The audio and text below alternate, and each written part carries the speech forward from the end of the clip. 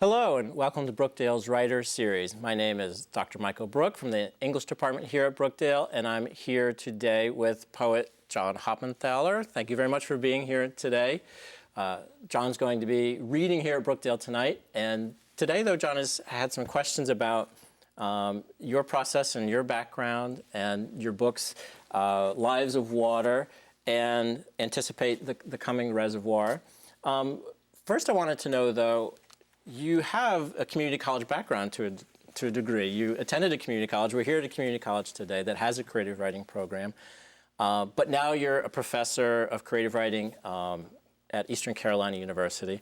So that's a large span of education and time. Can you kind of map out for us how you went from a community college experience to where you are today? I started out thinking that I would be a sports writer when I was in high school. And so I went to the University of Dayton my first semester and got to my first class, and there in front of me was a typewriter. I didn't know how to type. It turned out you needed to know how to type to become a sports writer. So that avenue got cut off, and I ended up going to a couple of other schools and bumming around, and I finally found my way to Rockland Community College in the lower Hudson Valley of New York. Mm-hmm. And I knew English in some way was because I couldn't do math. So I had to, stick with what I could do. Right. And I was lucky enough to find out that there were two well-known poets who taught there, Dan Masterson and John Allman. Mm-hmm. And I thought, well, let me take a poetry workshop with Dan and take this poetry survey course with John. And it turned out that I liked it. And I was writing poems that Dan Masterson thought highly of, and so I thought, well, here's something I can do with English, and a bit of naivete thrown in there that this would somehow lead to, all sorts of jobs and things. But, right. But finally, I got out of there and I went to SUNY Brockport after my 2-year degree there, and just kind of continued with it. Mm-hmm. Well, it's unusual for a community college to have a creative writing program. We have one here at Brookdale, but it's one of 7 or 8 in the country. So. Yeah. Was that important to you? Do you feel like being a young person, being, not at a 4-year school right away, but was it a different teaching experience perhaps at the community college? Because you teach now in a graduate program and an undergraduate program. It was perfect for me because I hadn't read very much poetry. I didn't know much about it. And so I would have probably not felt up to snuff at a 4-year school, say, right away. And this was kind of a good in-between place to get it started. Right. And as a result, I ended up teaching at Rockland Community College as an adjunct later, and then I taught at West Virginia University of Parkersburg, a community college, for a year. So I have very strong feelings about community colleges, and I think they can play a great role in creative writing to get young people interested in all sorts of endeavors, including creative writing, that can complement the other things they want to do in their lives, and I truly believe that it can. And as a result, I really try to do my best to get to as many community colleges every year as I can. I might be giving a reading at a university somewhere and then start looking for the local community college to see if I can't come in, maybe read for $100 or whatever the case might be, just to kind of to expose as many people as possible to what you're doing. Well, speaking of exposing your work, there's a poem in the new book, Anticipate the Coming Reservoir, that seems appropriate since it's a fall day outside, and it give us a chance to talk about your process. Could you read this? This is sure. A fall poem. On this morning walk, I feel my tendons pull, release, arms swinging, tense, blood-red leaves in the clammy sweep of air, sluggish grasshoppers, tattered webs draped from branches, the silent snap at the stem, twisting drop, leaves scattered beneath the dogwood. Soon a t-shirt won't suffice, icy skins on puddles melting into fragile sunlight. But then the stiff electric twitch of a gray squirrel's tail, who picks his way up the trunk of one blue spruce, soon the rising wood smoke, soon joyous raking, old blankets full of wine-red leaves. Thank you. It jumped out at me from the book because, of course, of the season that we're in. but also because it seems to me to straddle a line between lyric and narrative, and many of the pieces in the book seem more narrative to me, and this one a little bit less so. I was wondering if you could talk about that, or talk about the construction of this particular piece. Yeah, this is an older poem, and you're quite right. This one leans a little bit more toward the lyric. My first book, I think, has some more lyrics than the second one does. So there's a few in here. One of the things I'm really interested in is that combination of narrative and lyric, which in some ways has been a major project. I think of poets like Phil Levine and Larry Levis and David St. John, and poets like this who seem to find that one of their major projects. And so it interests me as well how to provide that kind of lyric intensity along with that narrative linearity, and try to have one complement the other. Right, right. And so this poem, I guess, kind of moves in that direction. And it has a lot of sound in it as well, and it is in couplets where many of the other pieces are not. How do you think about sound as you're writing? How do you think about form as you're writing? Is it forefront in your mind? Is it come afterwards? What is your process as you're working? Unless I'm writing in a received form, and I've set out to write a sonnet, say, or something, the form, I believe in that kind of organic form, that once the poem is what it wants to be in a block form, then I start examining what forms might best suit it as far as stanzaic structure, that sort of thing. So it suggests its own form for you. That's right. And so some poems I want the reader to have a slower walk through, and others a faster one. So this white space in between couplets provides a kind of slowing down of their movement, and then places these individual images kind of more in the forefront, where they're allowed a moment to digest them before moving on to the next one. And sound is incredibly important to me. I read my poems during the revision process out loud to myself constantly, because I'm always trying to think of how sonics, how music, rhythm can play into the poem and make it a better experience for the reader. Not just for the sake of sound, but how sound, say, can be really useful. Robert Frost stopping by woods on a snowy evening. Whose woods these are? I think I know his house within the village, though. All those WWH sounds. So a reader isn't thinking, WWH. It's meant to be like the snow falling in the quiet. But on some level, they make that connection, and it just makes the poem more of an overall experience than just words on a flat page. Right. What do you think the experience of a poem should be? What is it when the reader puts the poem down? What do you want them to have experienced? Can you say something in general that poems are supposed to quote do? Well, I don't think you can make a general statement, because I think it's poem by poem. Certain poems are asking certain things of readers that others aren't. Right. But typically, what I want is that the reader has become engaged with the poem on some level.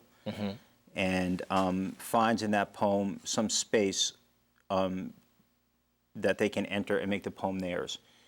This is how I feel about it. When I write a poem, that poem is my poem. Right. I have some sense about what I think it's doing, what I want it to do, and I've brought to that poem my experiences. But then when I publish it somewhere, it's no longer my poem. It's the reader's poem, whoever happens to pick it up. And that reader is going to come to that poem with their own set of experiences and their own aesthetic likes and dislikes, or whatever the case might be. And so there's that negotiation then between writer and perceiver. And somewhere in there, if something like alchemy happens, I'm happy that the reader is able to say, yes, I can see something here that's important to my life that I can kind of associate with something that's important to me, or make them think about something they hadn't thought about before in a way. It seems to me that in both of these books, but particularly in Anticipate the Coming Reservoir, they are often bound up in the personal of the speaker anyway, and very bound to the earth. I mean, they seem very real. They're not terribly abstract pieces, and yet they still seem to be striving toward or reaching towards something kind of numinous or undefinable. I know you said that once you send it out into the world, it is the readers, but as I'm reading them, I'm feeling like the speaker is certainly aware that there is something larger out there than just the self. Do you have any sense of that as you're writing, or is it really very much inside of just your experience? Well, most of these poems, although they may have eyes in them, most of them aren't me at all. There might be some part of them that might have something to do with something that happened to me or that I observed. Right. But for the most part, my poems are persona poems. And I create a speaker, and I endow that speaker with certain qualities that you know, wouldn't be qualities I might associate with me. And you teach, and I teach creative writing, and that seems to be a difficult concept to speak to students about, whatever their age is. Yeah. A lot of them come to poetry because they think it's a self-expression exercise. And, you know, it's all I can do to say, you know, you're talking about art, which is artificial. It's art, you know, artifice. Right. And it's not the same thing. So in the furtherance of a poem, if you had an experience where there was a red dress, but in the poem the dress needs to be green, then make it green, because we're not interested in small t truth, we're interested in capital T truth, you know? Right. Those truths that we all kind of, you know, hold together. And, you know, even the concept of what's true is so... Right, Dickinson's slant truth, right? You know, or lying in the service of truth, right? And I always say, you know, one thing I end up saying almost in every workshop, if there was an accident outside and we all observed it, and the cop came and asked us, you know, what's just happened, we would have several different stories. So which one is true? Right, exactly. Well, your pieces to me certainly feel true, which I think is what you're searching for. But let's pick up on this in just a second. This is Brookdale's Writer Series, speaking today with poet John Hoppenthaler. My name is Michael Brook, and we'll be back in just a moment.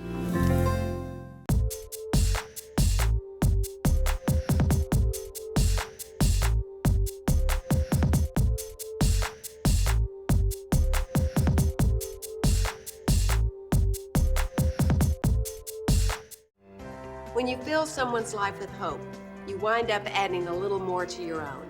Help America's youth. Be a friend. Be a mentor. Just be there. Go to bigbrothersbigsisters.org. Redefine your world. Join the Peace Corps. Apply now at peacecorps.gov. I present to you Algebra 2. Who will step up to his challenge? Me. Take on the tough classes now. You need them to prepare for college.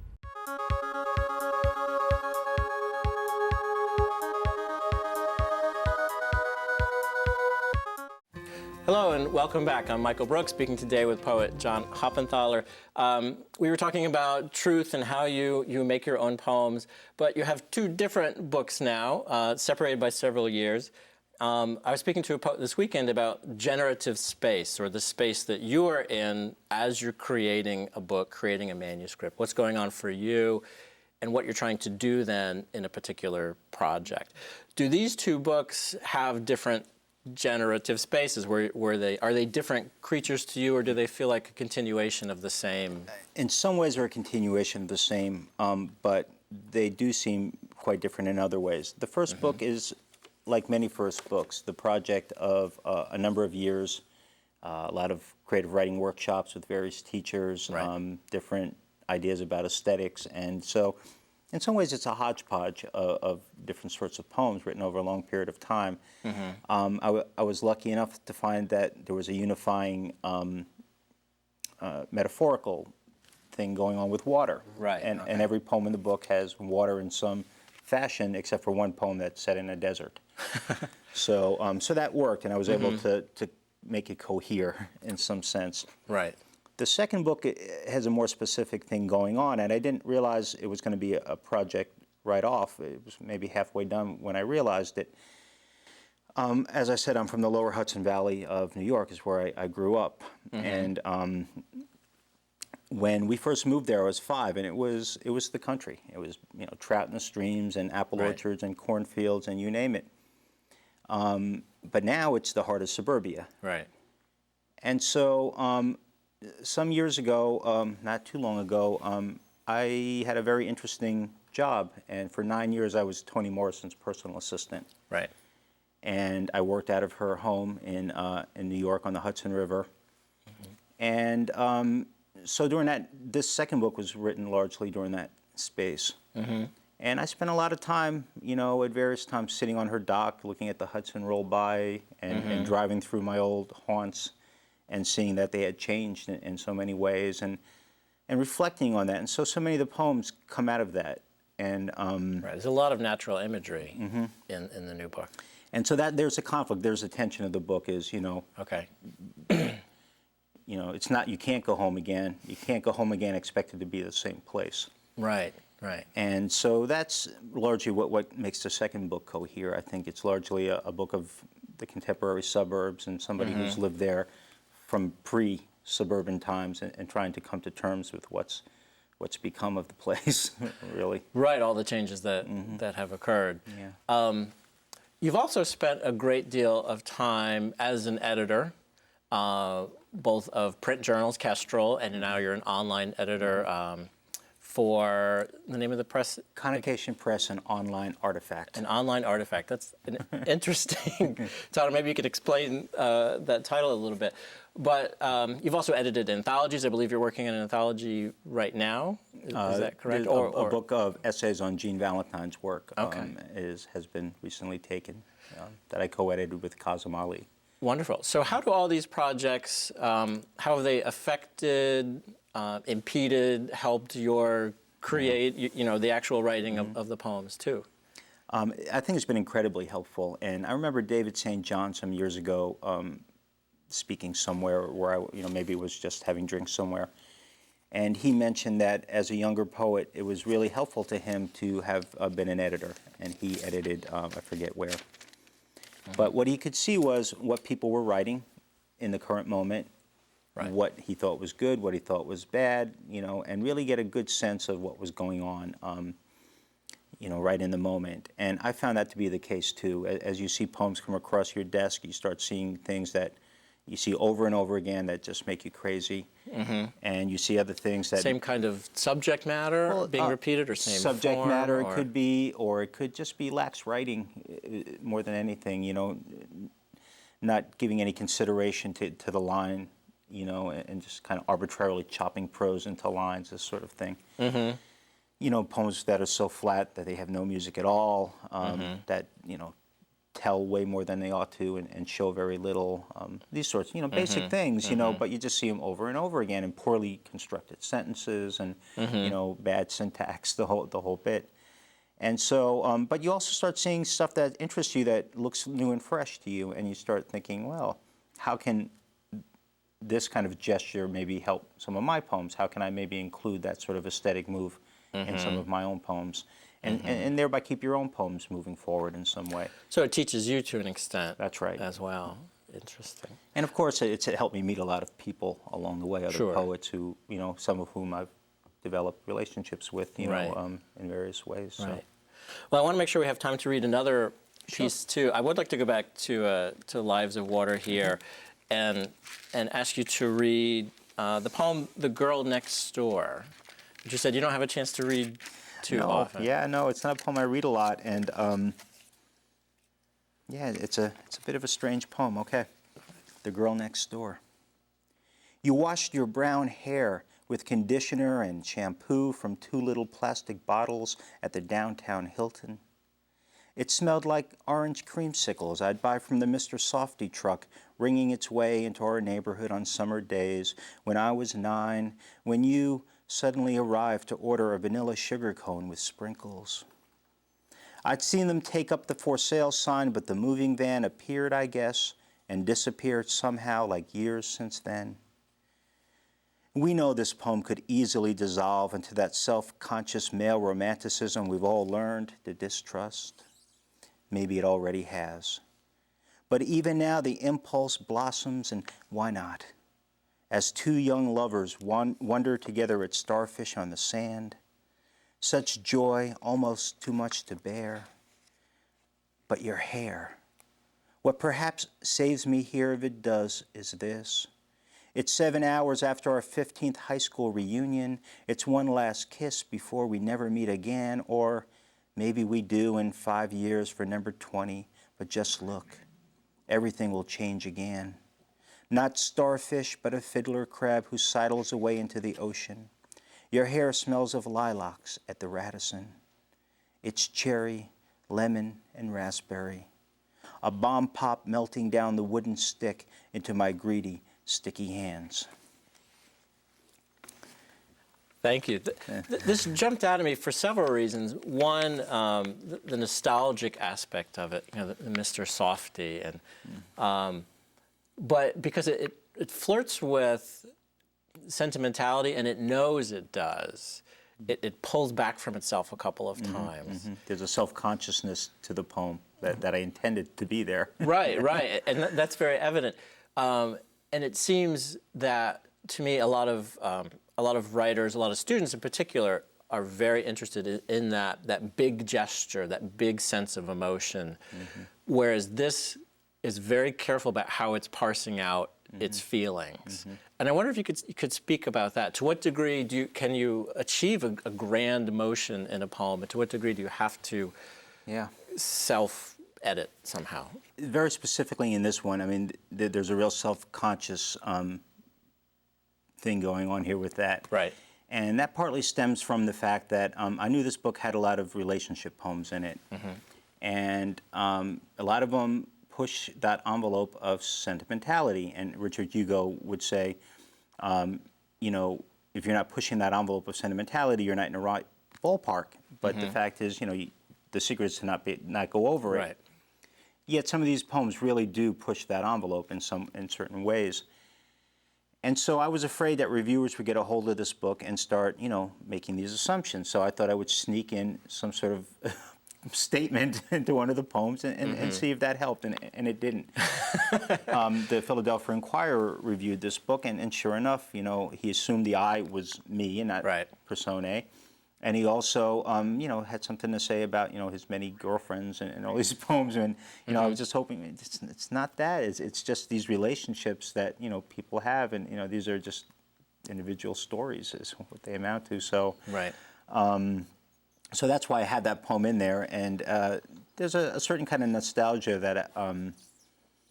that interests me. And, you start going to high school reunions, and you start seeing your old classmates, and you see how different they are, and how everyone's changed, and you start, thinking about, well, what might happen if this happened? What could happen? And so this poem just kind of came out of those two impulses. I knew I wanted to somewhere sneak in that kind of a statement. And then I actually went to my 20th high school reunion, and the two things kind of came together. Is this an issue when you're teaching the creative writing class, that you have to speak to students about how to restrain from making a grand gesture? Or let me also ask you, what does happen in the creative writing class? Can you teach creativity? Is that even what you're doing? Or where do you want to get to when you have those students? I liken it to baseball. Okay. I think you can have a young pitcher, and you can teach them how to do any number of things, how to throw certain pitches, how to pick people off, that sort of thing. But one thing you can't teach is how to throw a 100-mile-an-hour fastball. That's a gift, and you either have it or you don't. So I approach workshops the same way. I know that every once in a while there might be a student there who's got the fastball, and that's a wonderful thing, and I can hopefully help that student help themselves to get to that place they might want to be. But for the fact of it is, for the most part, with the other students is they don't have that fastball, and so they might become very good writers and publish some work and have a little career, or they may not. But I don't feel that that's my job to make them publishing poets. I think my job is to make them good writers and good thinkers more than anything else. The critical thinking aspect of poetry is something that we tend to undervalue, I think. I think so. It seems we talk about instinct, we talk about being struck by something magical, but we don't talk about how much thinking actually happens when you put together a poem. Yeah. You think about, I tell my students, every choice you make as a writer is one of any, hundreds of possible choices. So why this one? Why is this the one you're making? And if you can articulate those choices and why you're doing one thing instead of another, then then you're starting to approach a craft, you know? Right. Instead of, well, it's just the way it was, and that's how it happened, and, you know. Right. Wonderful. Well, thank you very much. I'm afraid that we are out of time today, John. But again, this is Brookdale Writer Series. We're speaking today with poet John Hoppenthaler, who will be reading here at Brookdale today. My name is Dr. Michael Brook in the English department, and thank you very much for watching, and thank you very much, John, for being here today. Thanks very much. You're welcome.